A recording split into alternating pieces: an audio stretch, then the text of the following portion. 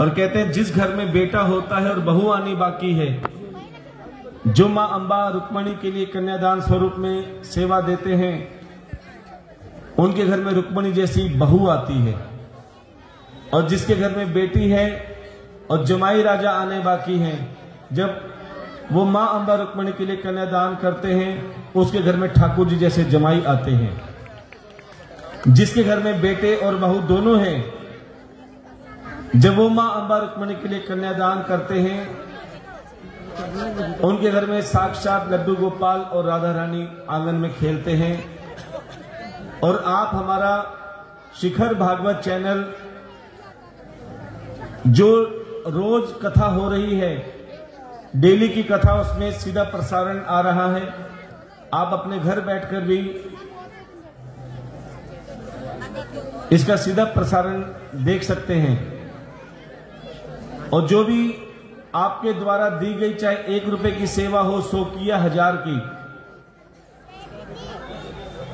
कि आपको लगता है कि हमारा 1 रुपया भी अगर अच्छे काम में लगता है और आप उस सेवा को देखते हैं, तो विश्वास मानो हमारी कथा सफल है। क्योंकि यहां पर हम प्राप्ति के लिए नहीं आते।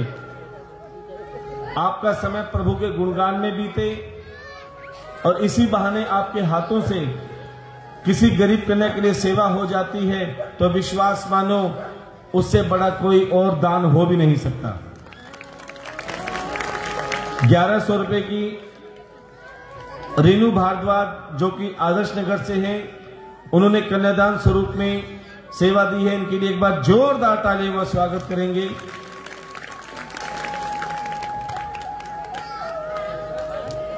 तो प्यारे हमारे ठाकुर जी थोड़े से और बड़े हुए।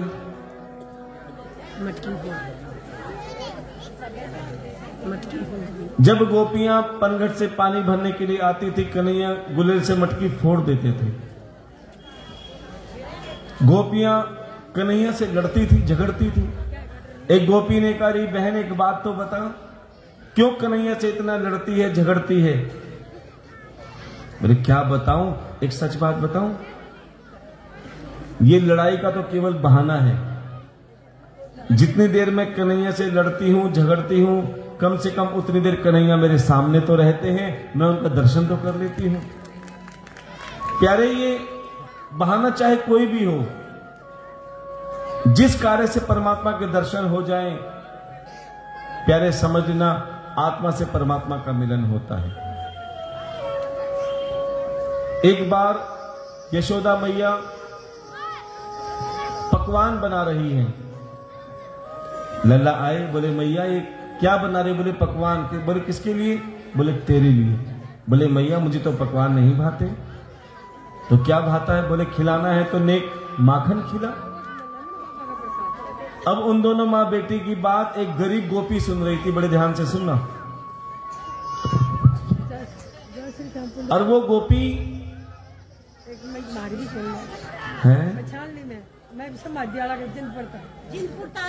अच्छा, कल फोन गया था जिनपुर के लिए जोरदार तालियों का स्वागत है हमारी दीदी के लिए। कल आपने फोन करा था ना अंकल के पास? हाँ जी, सतवीर सिंह राणा जी के पास, राजवीर सिंह जी के पास। जोरदार हमारी बहन के लिए एक बार जोर आगे आ जाओ, आ जाओ दीदी। एक बार हमारी बहन जी के लिए जोरदार तालियों का स्वागत करेंगे जिंदपुर से। अच्छा, सामने कथा करी थी। अच्छा अच्छा अच्छा। आप तो राजस्थान है कब? राजस्थान कहाँ से हम?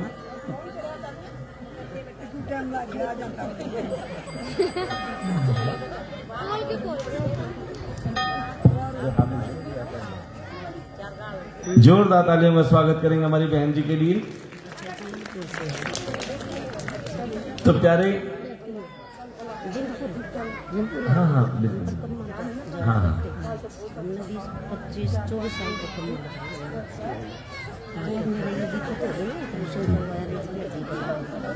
तो ये मिलन आई। हाँ। तो प्यारे, माँ बेटे की बात एक गरीब गोपी ने सुन ली। बड़े ध्यान से सुनना। भगवान किसके घर में आते हैं, ध्यान देना। अगर आपके अंदर वो भाव है तो ठाकुर जी तुम्हारे अंदर भी आएंगे, तुम्हारे घर में भी आएंगे। वो गोपी घर में गई और उस गरीब गोपी का भी भाव जगा कि काश मेरे घर में कन्हैया माखन का भोग लगाने आएंगे, लेकिन घर में अन्न का एक दाना भी नहीं तो माखन कहां से आएगा। लेकिन कहते हैं अगर मन होता है तो व्यवस्था मेरे ठाकुर अपने आप बना देता है। घर गई और जो क्या कहते हैं बिलोना बोलते हैं ना, जिसे घी निकालते हैं माखन निकालते हैं। अब प्यारे उस मटकी में पानी भरा, क्योंकि कुछ था ही नहीं, ना दूध था ना दही था ना छाछ थी, तो माखन कहां से निकलेगा। लेकिन प्यारे अगर भाव सच्चे हो ना तो चमत्कार हो सकता है। अब वो गरीब गोपी मटकी में पानी भर के बिलो रही है और आंखों में आंसू लाके क्या कहती है, देखो जो मेरे ठाकुर को बुलाना चाहते हो मेरे साथ साथ बोलेंगे। कभी ये मत कहना कि मेरे कोठी में आ जाओ, महल में आ जाओ, बंगले में आ जाओ, क्योंकि अगर महलों में जाना होता तो दुर्योधन के यहां चले जाते, क्योंकि मेरे ठाकुर को भाव पसंद है।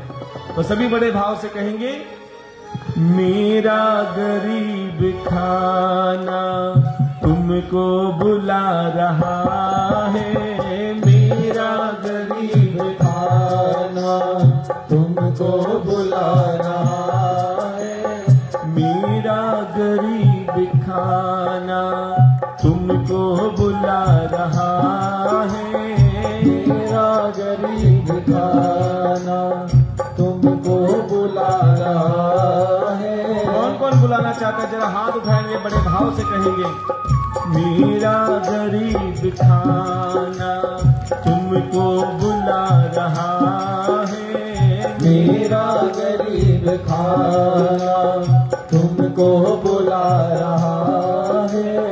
एक पल ही शाम आओ तुमको अगर हो फुर्सत हो, एक पल ही शाम आओ तुमको अगर हो फुर्सत।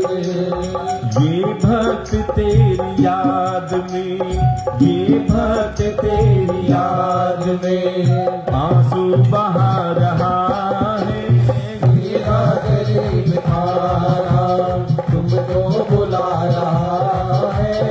एक पल ही शाम आओ तुमको अगर हो फुर्सत हो, एक पल ही शाम आओ तुमको अगर हो फुर्सत। ये भक्त तेरी याद में, ये भक्त तेरी याद में पल के बिछा रहा है, मेरा गरीब खाना तुमको बुला रहा है। अब प्यारे जैसे आंखों में आंसू लाके वो ठाकुर को पुकार रही थी, उसके भाव जानकर कन्हैया फट दे के उस गरीब गोपी के घर में आए। दरवाजा खटखटाया, वो गोपी रोती रोती कहती कौन। कन्हैया कहते हैं, अरे चाची जिसको तू याद कर रही थी, तेरा कन्हैया भोग लगाने आया है। अरे बहुत भूख लग रही है, मैया पकवान बना रही थी, लेकिन मैं पकवान छोड़कर तेरा माखन खाने के लिए आया हूं। अब इतना सुनकर तो प्यारे वो गरीब गोपी और जोर से रोने लगी कि कन्हैया मेरे से बहुत बड़ी गलती हो गई। बोले क्यों? बोले मेरे घर पे तो कुछ है भी नहीं और मैं तुझे बुला बैठी। अरे भोग लगाने के लिए कुछ तो होना चाहिए, मेरे पास तो आंसुओं के सिवा कुछ भी नहीं है। तब कन्हैया कहते हैं, अरे गोपी क्यों झूठ बोलती है, इतना माखन लेके बैठी और कहती मेरे पास कुछ नहीं है। अरे कन्हैया कहाँ है माखन? बोले जरा मटकी में हाथ डाल को तो देख। प्यारे उस गोपी ने पानी भर रखा था, लेकिन जैसे ही गोपी ने मटकी में हाथ डाला तो प्यारे माखन का इतना बड़ा ढला निकल गया। कहते भगवान कहते तू मन तो बना, व्यवस्था मैं बनाऊंगा कैसे बुलाना है। जब गरीब गोपी के घर पे कन्हैया ने माखन का भोग लगाया तो सेठानी गोपियों के भी मन में आ गया कि हम भी कन्हैया को घर बुलाएंगे। लेकिन क्या उनके अंदर अभिमान था कि उस गरीब गोपी के घर तो कुछ भी नहीं है, लेकिन हमारे घर में तो बड़े बड़े माखन के मटके रखे हैं। अब उन सेठानी गोपियों ने भी कन्हैया को अभिमान से बुलाया भगवान गए तो सही कन्हैया, लेकिन ना दर्शन दिए ना भोग लगाया। सारी माखन की मटकियों को तोड़कर माखन बिखेर के चले गए। अब तो सेठानी गोपियां कहने लगी, कन्हैया आए तो सही लेकिन हमारा नुकसान करके चले गए। ध्यान देना, क्योंकि प्यारे अभिमान से बुलाओगे तो यही हाल होगा। अब उन सेठानी गोपियों ने सोचा, जिसको धन का अभिमान था, कि अब हम कन्हैया को रंगे हाथ पकड़ेंगे। आपस में सेठानियों ने मीटिंग करी, अरे गोपियों, अब की बार कन्हैया को रंगे हाथ पकड़ना है, क्या करना चाहिए? सबने अपने माखन के मटके के नीचे बड़ी बड़ी घंटियां बांधी। क्या बांधी? घंटियां। कन्हैया आएंगे, मटकी में हाथ डालेंगे, घंटी बजेगी और हम उसे पकड़ लेंगे। अब जैसे कन्हैया आए, क्या देखा? गोपियों ने बड़ी बड़ी मटकियों में बड़ी बड़ी घंटियां बांध रखी हैं। कन्हैया ग्वाल बालों से कहते हैं, ठहरो, गोपियों ने हमें पकड़ने के लिए बहुत बड़ी फील्डिंग सजा रखी है। ये घंटी मुझे पकड़ने के लिए लगा रखी है ना, रुको, मुझे घंटी से बात करने दो, उसके बाद आना। अब कन्हैया घंटी के पास गए और घंटी हाथ जोड़कर खड़ी हो गई। हैरी घंटी, मेरी बात ध्यान से सुन, बड़े ध्यान से सुनना। घंटी ने कहा, हाथ जोड़कर प्रभु कहिए। कन्हैया कहने लगे, जब मैं मटकी में हाथ डालूं तो मत बजिए। घंटी ने कहा, प्रभु नहीं बजूंगी। फिर मटकी में हाथ डाल के जब मैं ग्वालों को माखन खिलाऊं तब भी मत बजिए। बोले, प्रभु नहीं बजूंगी। बोले, देख, जब मैं फिर मटकी में हाथ डालूं, वानरों को माखन खिलाऊं तभी मत बजिए। बोले, प्रभु कह दिया ना, नहीं बजूंगी, नहीं बजूंगी, नहीं बजूंगी। देखो, हम आपको बता देते हैं, कन्हैया वानरों को माखन क्यों खिलाते थे? क्योंकि उन्हीं वानरों ने त्रेता युग में श्री राम जी की खूब सहायता करी थी, जब राम सेतु बनाया था लंका में। उस समय भूखे प्यासे रहकर घास फूस खा के गुजारा किया था। तब भगवान ने कहा, चिंता मत करो, मैं द्वापर में श्री कृष्ण बन के आऊंगा।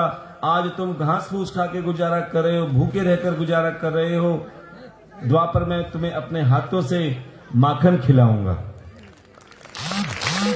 अब प्यारे, जब सारी बात मनवा ली, अब कन्हैया ग्वाल वालों से कहते, रास्ता साफ है, अब आ जाओ। अब एक के ऊपर एक कन्हैया चढ़े और जैसे ही मटकी में हाथ डाला, घंटी, क्योंकि वादा किया था, नहीं बजी। फिर जैसे ही मटकी में हाथ डाला, ग्वाल बालों को माखन खिलाया, घंटी नहीं बजी।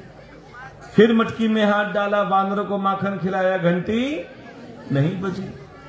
और जैसे ही मटकी में हाथ डालकर प्यारे अपने मुख में भोग लगाने लगे, उसी समय घंटी बजनी चालू हो गई। अब जैसे ही घंटी बजी, प्यारे गोपी आई और फट दे की कन्हैया को पकड़ लिया। अब कन्हैया ऐसे पकड़े जाए जैसे चोर पकड़ता है ना, अरे चाची छोड़ दे, मैंने कुछ चोरी नहीं की, मैंने कुछ नहीं किया। अरे सब ऐसे ही बोलते हैं।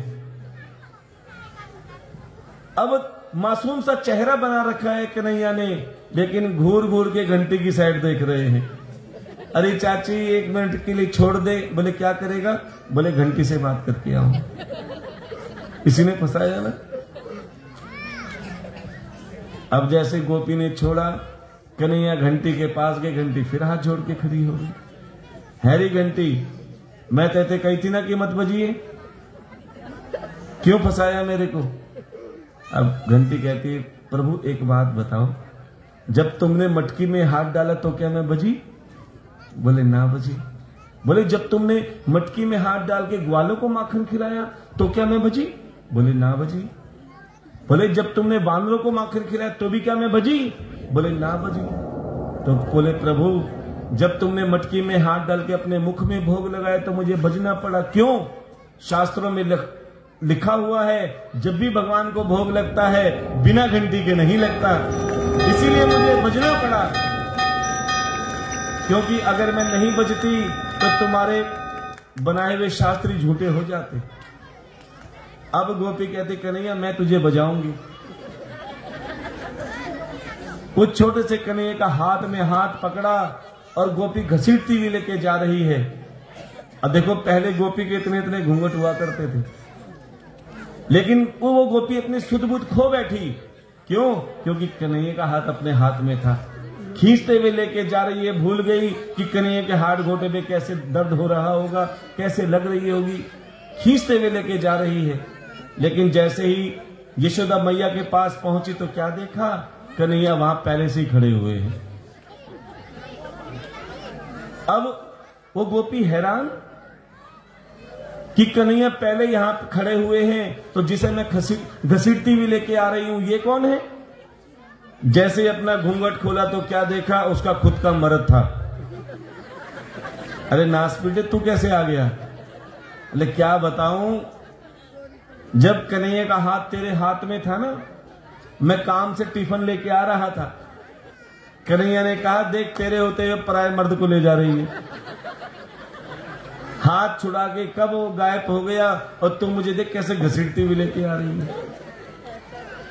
प्यारे उसकी इतनी शिकायतें सुनकर सब गोपियां हैरान परेशान हो गई। कहती आज तो हम यशोदा मैया से शिकायत करेंगे। अरे मैया तेरे कन्हैया ने हमारा जीना हराम करके रखा है। बोले क्या किया? बोले इसी से पूछ ले। अब यशोदा मैया कन्हैया से कहती है रे छोरा क्यों परेशान करता है गोपियों को? कन्हैया कहते हैं अरे मैया मैं इन्हें परेशान नहीं करता, बल्कि ये मुझे परेशान करती। बोले कैसे? बोले देख जब तुम मुझे निला दुला कर श्रृंगार करके काला टीका लगा के कुंज की गलियों में छोड़ती है ना, तो ये जो आगे गोपी बैठी ना नीले शॉल वाली, ये मुझे पीछे से आवाज मारती और कहती है अरे ओ छोरा। बोले मैया देख मैं पीछे मुड़ के भी नहीं देखता, तेरा सीधा साधा छोरा हूं जलेबी की तरह। फिर मैं आगे आगे जाता हूं, वो पीछे जो सफेद शॉल वाली बैठी है ना गोपी जिसके दांत भी नहीं है, वो पीछे से आवाज मारती है अरे ओ कन्हैया। बोले भैया देख तेरा सीधा साधा छोरा फिर भी पीछे मुड़ के नहीं देखता।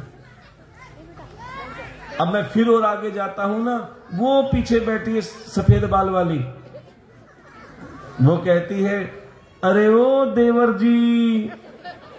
बोले मैया जब देवर ही बना लिया तो फिर क्या शर्माना।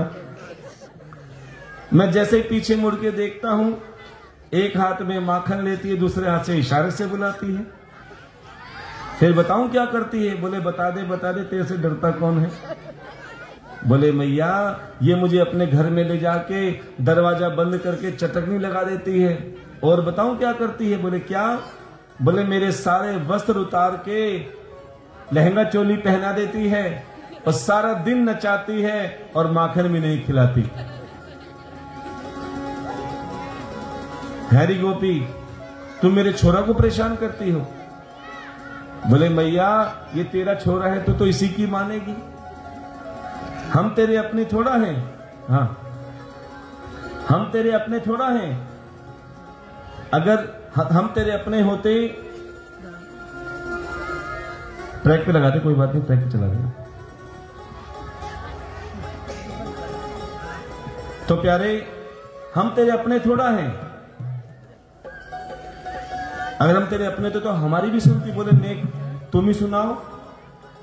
तो क्या कहती हैं? अपनी लाला की सुन लो शिकायत, अपनी लाला की सुन लो शिकायत, जो बताने के काबिल नहीं है, जो बताने के काबिल नहीं है। अपनी लाला की सुन लो शिकायत, अपने लाला की सुन लो शिकायत, जो बताने के काबिल नहीं है, जो बताने के काबिल नहीं है। और भैया वैसे तो शिकायत बहुत है, बोले नेक एक दो ही बता दो। तो क्या कहती गोपियां, मैया पहली शिकायत हमारी, मैया पहली शिकायत हमारी, पन घट पे मिले के बनवारी, पन घट पे मिले के बिलारी, मन तोड़ी जो जय हो। मन फोड़ी जो राधे। मन तोड़ी जो मत की हमारी, मन तोड़ी जो मत की हमारी, जल भराने के काबिल नहीं है, जल भराने के काबिल नहीं है, अपने लाला की सुन लो शिकायत, अपने लाला की सुन लो शिकायत। और मैया दूसरी शिकायत भी सुन लो।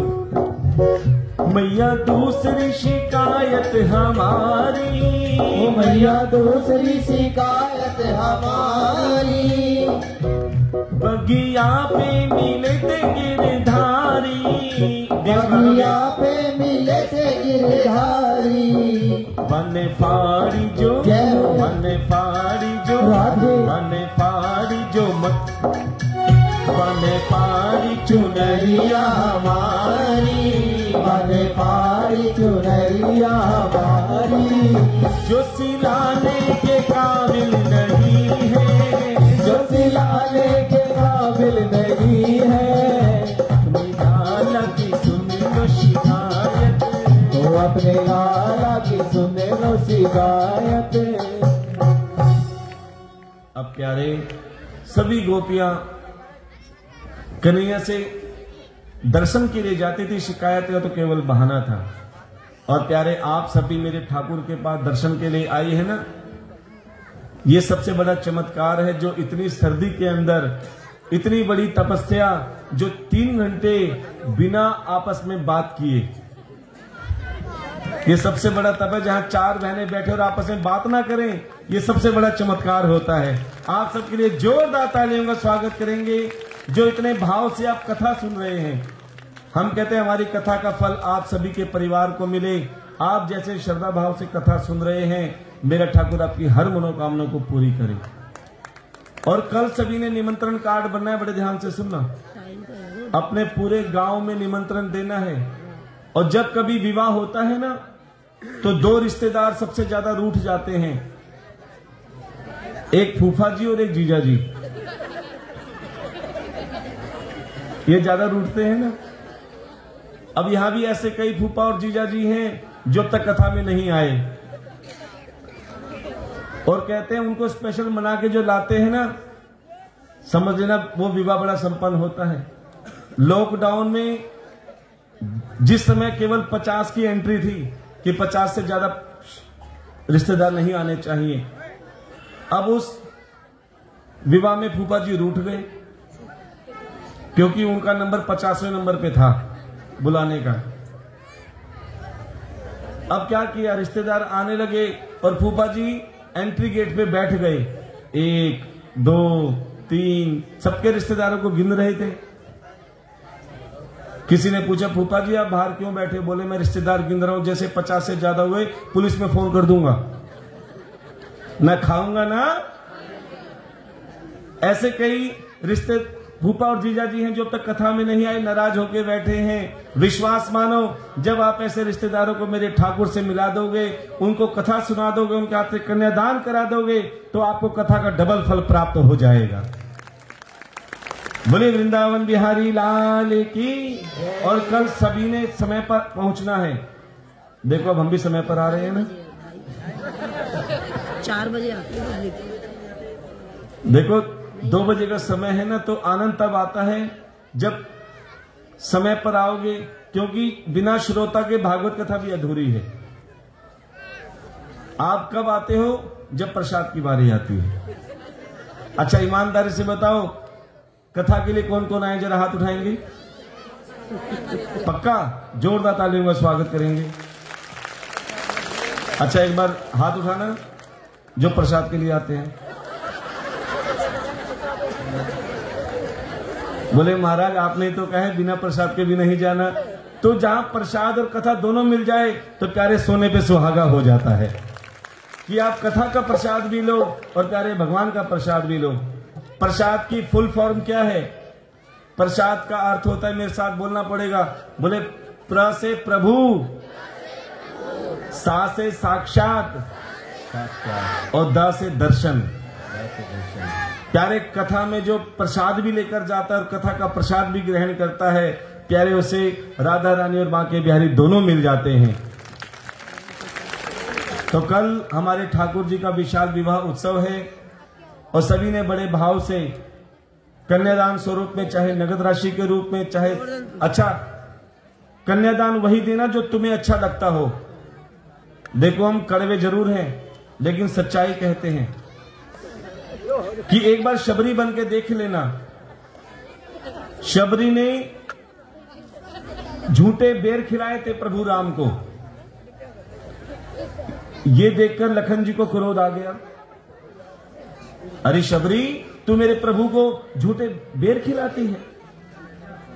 तभी श्री राम ने कहा, लखन भैया इसे मत रोको, ये झूठे बेर नहीं, ये सच्चा प्रेम खिला रही है। क्यों? क्योंकि झूठा इसलिए कर रही है कि देखती है कि ये बेर खट्टे हैं या मीठे हैं। जो खट्टे हैं उसे फेंक देती है कि मेरे किसी काम के नहीं, तो मेरे प्रभु के भी किसी काम के नहीं।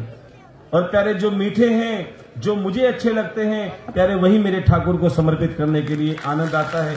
इसलिए जो तुम्हें अपने लिए चाहिए प्यारे वही सेवा में दिया करो। ये नहीं कि तुमने पलंग खोला, 10 साल पुराना कपड़ा लिया, चलो कन्यादान में दे दिया, जो हमारे किसी काम का नहीं वो कन्यादान में दे दिया। प्यारे उसका दान लगता नहीं है। इसलिए अगर कुछ ना दे सको तो सामर्थ्य अनुसार नगद राशि के रूप में दे देना, क्योंकि प्यारे गरीब कन्या की शादी में जो नगद राशि में जाता है वो किसी न किसी रूप में काम अवश्य आता है।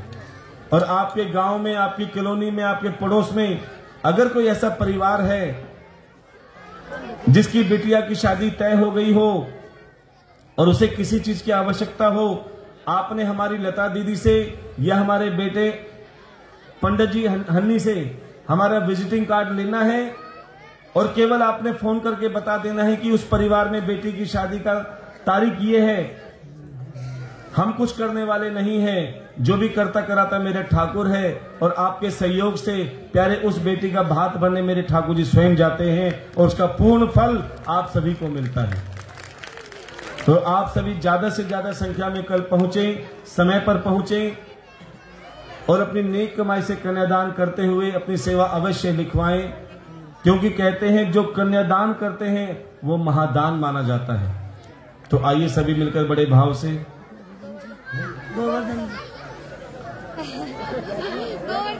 गोवर्धन जी की तरफ चलते हैं, क्योंकि भागवत कथा में जब हम गोवर्धन जी की परिक्रमा करते हैं उसे 84 कोस की परिक्रमा का फल मिलता है। तो मैया पूजन की तैयारी कर रही थी, तभी छोटे से कन्हैया ने कहा कि मैया ये काहे की पूजन की तैयारी कर रहे हो? बोले मैया लला ये जय जय का पूजन की तैयारी चल रही है। ये जय जय कौन है?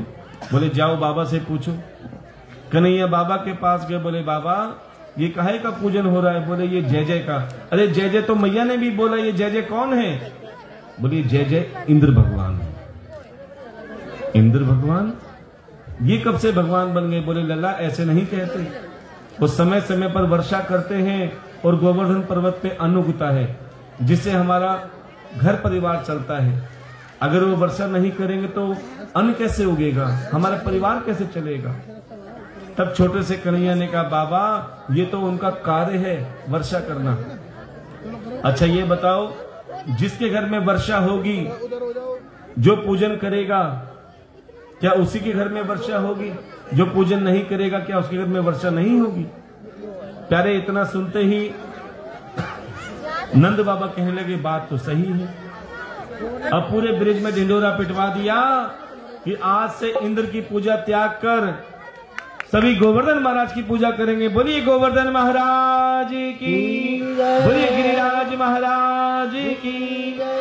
अब सभी नंद बाबा के साथ स्वयं कन्हैया और पूरे ब्रिजवासी गोवर्धन पर्वत पे गए और प्यारे सबने मिलकर गोवर्धन जी की परिक्रमा करी। ध्यान देना सज्जनों, आप गोवर्धन जाते हो, किराया लगाते हो, वहां पे सेवा करते हो। आज तुम्हारे भाव से साक्षात गोवर्धन महाराज आपके अलीपुर गांव के शिव मंदिर के प्रांगण में आ गए हैं और आप सभी बड़े भाव से गोवर्धन महाराज को तिलक करते हुए सामर्थ्य अनुसार दक्षिणा प्रदान करते हुए सभी परिक्रमा करेंगे। पहले हमारे भाई बंधु सूर संगम कला केंद्र के कार्यकर्ता आएंगे और फिर एक एक करके सभी तिलक करते हुए सामर्थ्य अनुसार दक्षिणा प्रदान करते हुए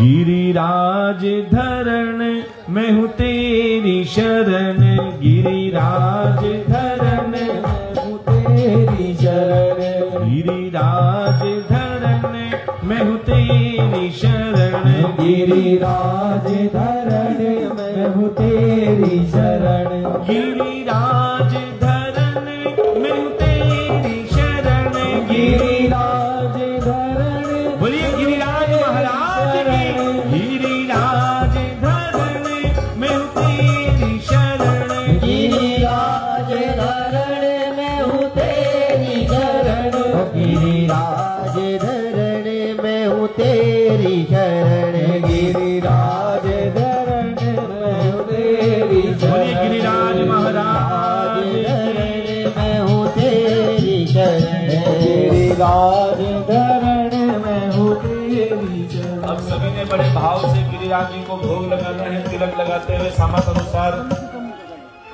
सेवा करके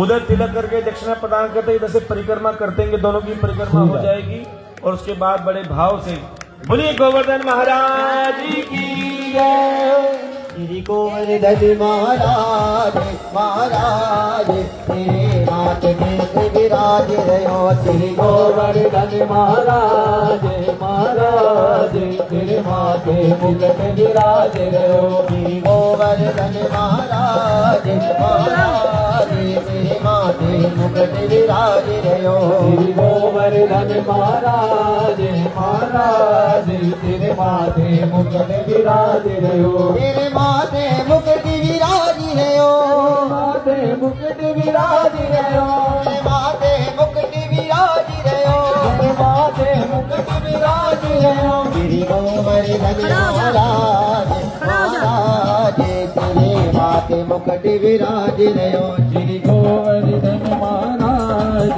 महाराज तेरे माथे मुकुट विराज रहो, तेरे माथे मुकुट विराज रहो, माथे मुकुट विराज रहो, माथे मुकुट विराज रहो, माथे मुकुट विराज रहो, श्री गोवर्धन महाराज महाराज तेरे माथे मुकुट विराज रहो, श्री गोवर्धन महाराज महाराज तेरे माथे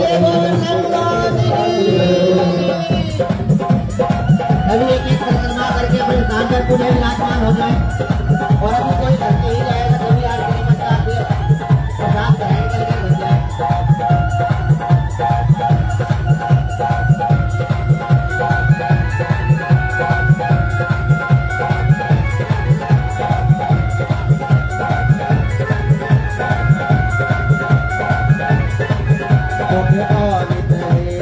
भूल करे तो पे भूल करे, तो पे पानी करे तो पे भूल करे, पानी करे तो पे भूल करे, तो पे पानी करे तो पे भूल करे, पानी करे तो पे भूल करे, तो पे पानी करे तो पे भूल करे, पानी करे तो पे भूल करे, और चढ़े दूध की नार तो नार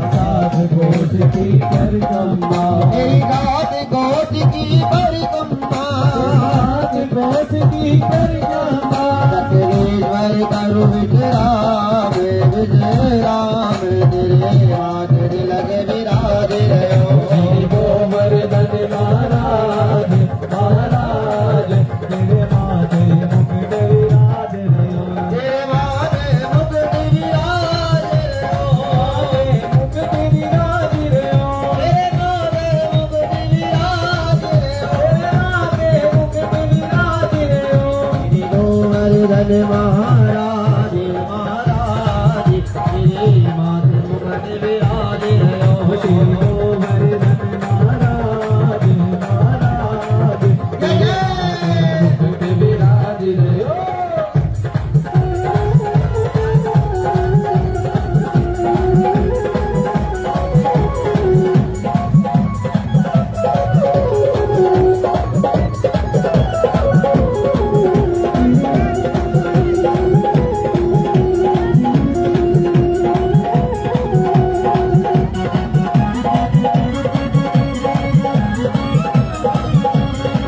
से व्यवस्था बनाते हुए मथा टेके, धक्का मुक्की ना करें आपस में।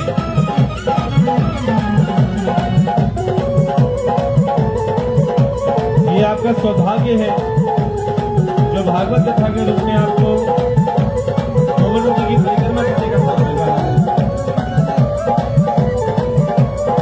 कुछ माताएं बहनें व्यवस्था बनाती रहे, आगे चलाती रहे।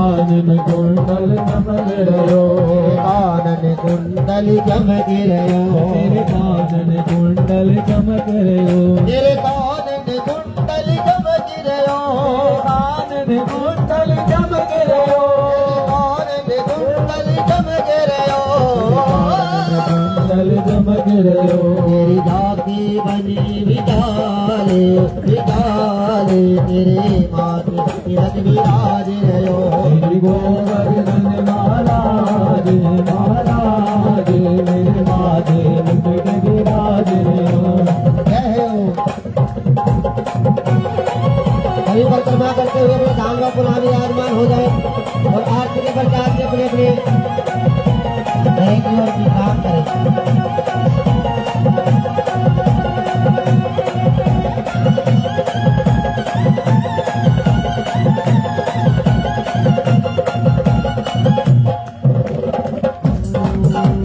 गोवर्धन को जाऊं मेरे लिए नाई माने मेरो मनवा मैं तो गोवर्धन को जाऊं मेरे लिए नाई माने मेरो मनवा नाई माने मेरो मनवा सखी नाई माने मेरो मनवा नाई माने मेरो मनवा सखी नाई माने मेरो मनवा मैं तो गोवर्धन को जाऊं मेरे लिए नाई माने मेरो मनवा गोवर्धन को जाऊं मेरे लिए नाई माने मेरो मनवा मैं तो गोवर्धन को जाऊं मेरे लिए नाई माने मेरो मनवा मैं तो गोवर्धन को जाऊं मेरे लिए नाई माने मेरो मनवा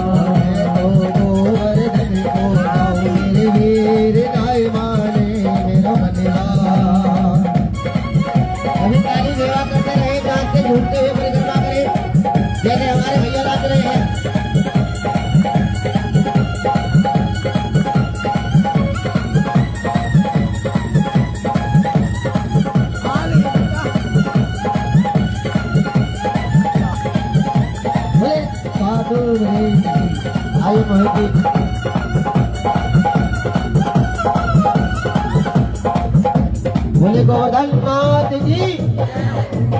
अब हट जाओ जरा, मुझे सामने से लगे। हटो भाई, बहुत सुंदर रूप है भाई, हट जाओ। बोली गिरिराज महाराज की। बहुत ही सुंदर, साक्षात ऐसा लग रहा है कि हम गोवर्धन पर्वत के शरण में ही आए हुए हैं। साक्षात ठाकुर जी ने गोवर्धन पर्वत उठा रखा है। बोलिए गोवर्धन महाराज की, बोलिए गिरिराज महाराज की। तो आइए बड़े भाव से